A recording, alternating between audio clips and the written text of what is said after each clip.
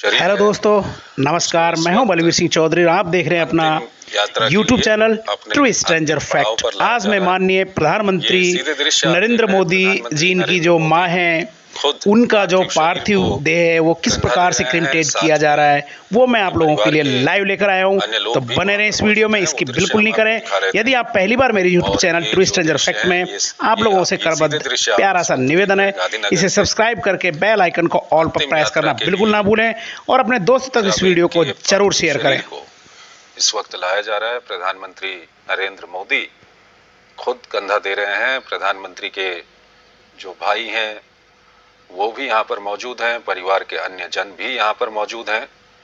प्रधानमंत्री कुछ ही देर पहले गांधीनगर पहुंचे थे। उसके बाद वो अपने घर पर गए। उन्होंने पार्थिव शरीर को पुष्पांजलि अर्पित की और उसके बाद प्रधानमंत्री शव यात्रा में शामिल हुए। और इस वक्त ये सीधे दृश्य हम आपको दिखा रहे हैं।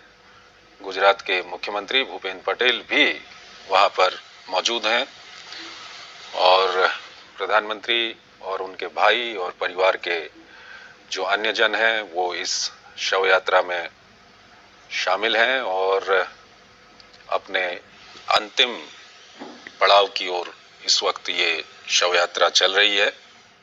और लगातार जो हम अपने विशेष मेहमानों से भी लगातार बातचीत कर रहे हैं।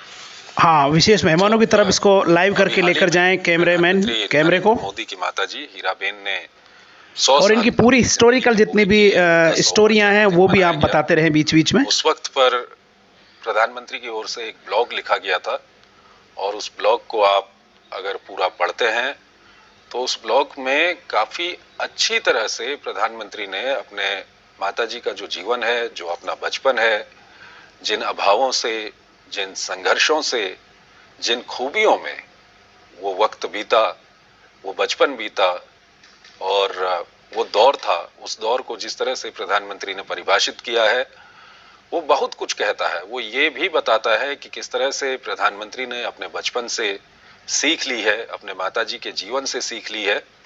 फिलहाल ये सीधे दृश्य हम आपको दिखा रहे हैं। ये पार्थिव शरीर की जो अंतिम यात्रा है वो अपने अंतिम पड़ाव की ओर इस वक्त पहुंच चुकी है। यहां अग्नि को समर्पित किया जाएगा पार्थिव शरीर, जो ये आप सीधे दृश्य इस वक्त देख रहे हैं। प्रधानमंत्री नरेंद्र मोदी की माताजी हीराबेन का पार्थिव शरीर अपने अंतिम पड़ाव पर इस वक्त पहुंच चुका है और हिंदू सनातन रीति रिवाज के अनुसार जो भी कर्मकांड किए जाते हैं उनको यहाँ पर अंजाम दिया जा रहा है। और प्रधानमंत्री के लिए एक काफी दुख का ये समय है क्योंकि प्रधानमंत्री के जीवन में बहुत बड़ी प्रेरणा उनकी माताजी हीराबेन की रही है। जब जब प्रधानमंत्री गुजरात जाते थे, प्रधानमंत्री बनने के बाद वो अपनी माताजी से मुलाकात करते थे और वो तस्वीरें, वो दृश्य पूरे देश दुनिया के सामने आती थीं। और सबसे बड़ी बात यह है कि 100 साल की उनकी उम्र थी लेकिन वो काफी एक्टिव रहती थीं। कोरोना महामारी के दौर की हम बात करें तो प्रधानमंत्री की माताजी ने खुद सबसे पहले कोविड वैक्सीन लगाकर पूरे देश को एक उदाहरण दिया था और उस उम्र में कोविड इस विजन के कारण ही आई है। ठीक है अनिल जी, इसी बात को हम आगे बढ़ाना चाहेंगे। मेन पॉइंट पर आइए, मेन फोकस करो दर्शकों के लिए इस कैमरे को, क्योंकि अब वो अंतिम घड़ी आ चुकी है जो अंतिम मुखाग्नि देह शरीर को, पार्थिव देह शरीर को दिया जाएगा, उसकी तरफ फोकस करो। अंतिम संस्कार की प्रक्रिया इस वक्त चल रही है। हिंदू सनातन रीति रिवाज के अनुसार अंतिम संस्कार की जो कर्मकांड हैं, जो अंतिम संस्कार की जो रस्में हैं वो यहाँ पर निभाई जा रही हैं और हम लगातार बातचीत कर रहे हैं कि कितनी बड़ी प्रेरणा प्रधानमंत्री नरेंद्र मोदी के लिए उनकी माताजी हीराबेन थी। प्रधानमंत्री ने जो ब्लॉग लिखा है उसकी कई लाइन्स हम लगातार अपने दर्शकों को भी बता रहे हैं और उस पर अपने विशेष मेहमानों से बातचीत भी कर रहे हैं। क्योंकि इस ब्लॉग में प्रधानमंत्री ने अपनी माताजी को जिस तरह से डिफाइन किया है, उसको अगर हम पढ़ते हैं तो आज प्रधानमंत्री की जो सोच है, जो नीतियां हैं, जो उनकी दूरदर्शिता है, वो सब उसमें परिलक्षित होता है। अनिल जी एक जगह वो लिखते हैं कि आज अगर मैं अपनी माँ और अपने पिता के जीवन को देखूं तो उनकी सबसे बड़ी विशेषताएं रही हैं ईमानदारी और स्वाभिमान। गरीबी से जूझते हुए परिस्थितियां कैसी भी रही हों, मेरे माता पिता ने ना कभी ईमानदारी का रास्ता छोड़ा, ना ही अपने स्वाभिमान से समझौता किया। उनके पास हर मुश्किल से निकलने का एक ही तरीका था, मेहनत, दिन रात मेहनत। अनिल जी 2014 के बाद 8 साल हो गए हैं। भ्रष्टाचार का कोई भी मामला मोदी सरकार पे अभी तक नहीं आया है। ईमानदारी और स्वाभिमान, चाहे आत्मनिर्भर भारत की हम बात करें या दुनिया में जिस तरह से भारत अपने रसूख को दिखाता है उसकी बात करें, तो ये प्रधानमंत्री की हर बातों में, हर वक्तव्य में ये परिलक्षित भी होता आया है। साथ ही मेहनत, दिन रात मेहनत, वो भी हम प्रधानमंत्री की मेहनत को अगर हम देखें तो आज वो बंगाल में होते हैं, कल केरल में होते हैं, परसों वो महाराष्ट्र में होते हैं। शायद ही ऐसा कभी दिन रहा हो कि आपको 2-3 दिन लगातार ऐसे मिले हों जब प्रधानमंत्री आपको सक्रिय ना दिखाई दें। तो इसे आप किस तरह से देखेंगे, ईमानदारी, स्वाभिमान, मेहनत? प्रधानमंत्री जी खुद कहते रहे हैं कि परिश्रम का कोई विकल्प नहीं है और सफलता का कोई शॉर्टकट नहीं होता है। तो अपनी माँ से उन्हें ये परिश्रम की जो प्रेरणा मिली है। ठीक है अनिल जी, इस बात हाँ, अब आप फोकस कीजिए, फोकस कीजिए। दिखा रहे हैं शव को, अग्नि को समर्पित इस वक्त किया जा रहा है। प्रधानमंत्री नरेंद्र मोदी और उनके भाई, आप देख सकते हैं ये सीधे दृश्य, पार्थिव शरीर को अग्नि को समर्पित किया जा रहा है। और हिंदू सनातन परंपरा,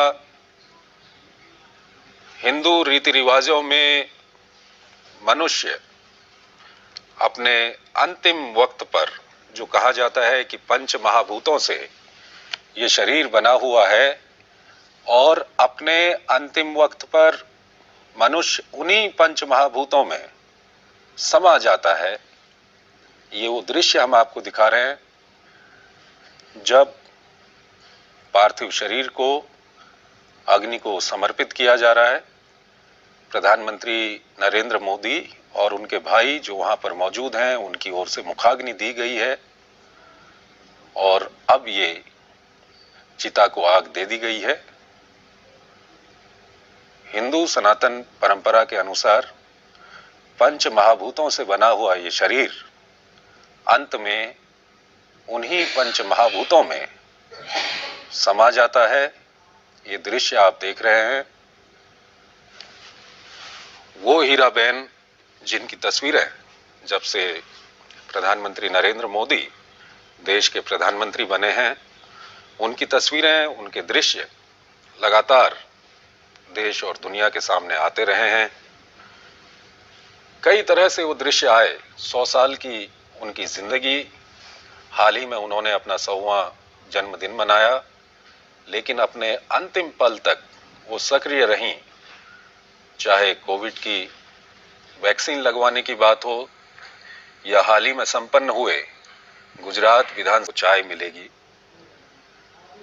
उसके अलावा कई सारी विशेषताएं जो प्रधानमंत्री ने अपने ब्लॉग में लिखी है, उन विशेषताओं को अगर देखें तो वो आज प्रधानमंत्री के दृष्टिकोण के रूप में, प्रधानमंत्री नरेंद्र मोदी की सरकार के रूप में वो लगातार दिख रही हैं। चाहे हम अंत्योदय की थीम के साथ जो योजनाएं हैं, जनधन योजना की हम बात करें, महिलाओं के लिए उज्ज्वला गैस सिलेंडर की हम बात करें, उसके अलावा स्वच्छ भारत की हम बात करते हैं, जल संरक्षण की हम बात करते हैं, हर नीति में कहीं न कहीं उस नेतृत्व ने, प्रधानमंत्री नरेंद्र मोदी ने जो अपने बचपन में सीखा है, जो उनकी माताजी से उनको प्रेरणा मिली है, हर योजना में वो भाव परिलक्षित होता है। और जैसा कि अभी हम उस ब्लॉग के हिस्से को भी आपको पढ़कर सुना रहे थे।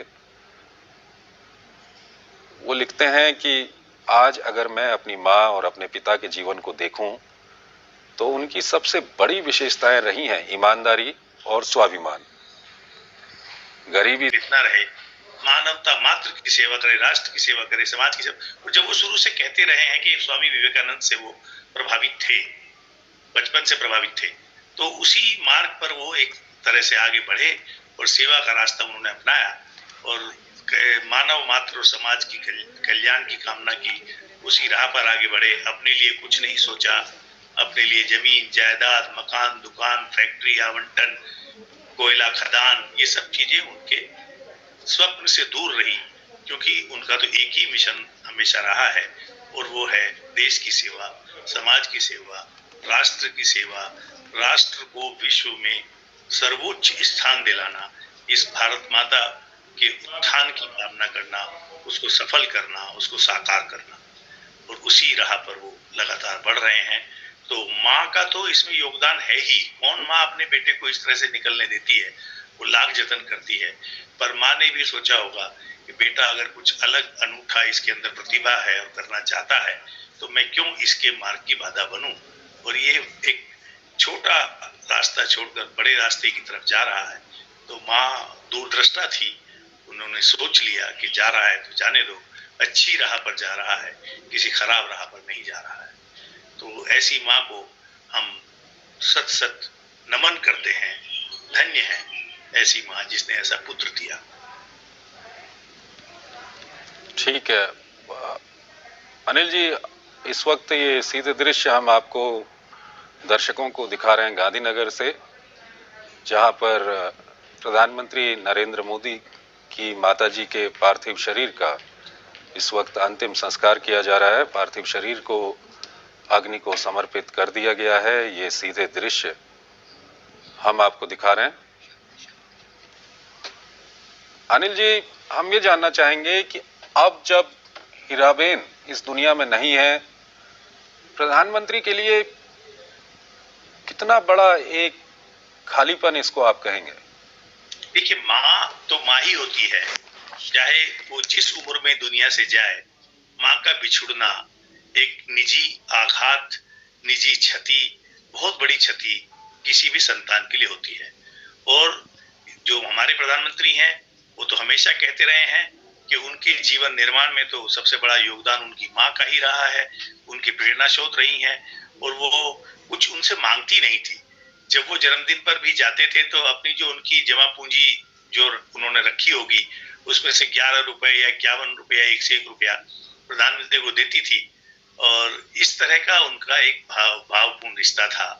तो प्रधानमंत्री मुझे लगता है कि अब और ज्यादा दृढ़ निश्चय के साथ, और ज्यादा संकल्प के साथ, और ज्यादा ऊंचे इरादों के साथ जो माँ के दिखाए रास्ते पर और आगे तेजी से बढ़ेंगे, और दृढ़ता के साथ जो लोगों की अपेक्षाएं हैं, जो देश की आवश्यकताएं हैं, जो विश्व में भारत का गौरव बढ़ाने की जरूरतें हैं, उन पर और ज्यादा फोकस करेंगे।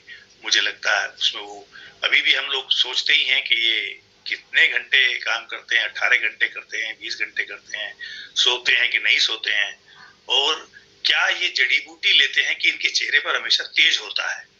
वो हालांकि कहते भी हैं कि वो नियमित रूप से योग करते हैं और संतुलित और संयमित आहार लेते हैं, पर कहीं ना कहीं एक इच्छा शक्ति है, जो आपने कहा स्वाभिमान है, इच्छा शक्ति है, और कई बार ईश्वर आपको प्रेरित करता है, वो शक्ति देता है कि और जो अच्छी राह पर चल रहा है वो और ज्यादा समय तक और ज्यादा गति से उस राह पर चलता जाए, सबका कल्याण करता जाए, सबके हितों के बारे में सोचता जाए, न्यायिक व्यवस्था देता जाए लोगों को। ये मुझे लगता है प्रधानमंत्री अब और ज्यादा दृढ़ता के साथ और अटल विश्वास के साथ और निश्चय के साथ अपने इस मिशन। अब मैं आपको ले आया हूँ एक शॉर्ट समरी में शुरू से लेकर एंड तक किस प्रकार से घटनाक्रम घटा, जिसको देख रहे हैं आप लोग लाइव।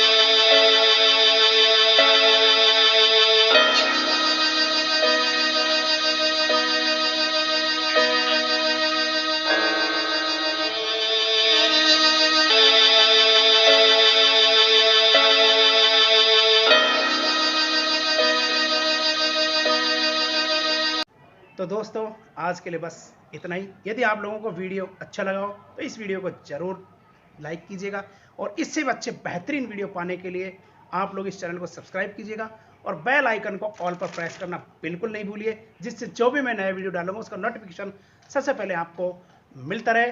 तो आज के लिए बस इतना ही, फिर नेक्स्ट वीडियो के साथ मिलते हैं। थैंक्स।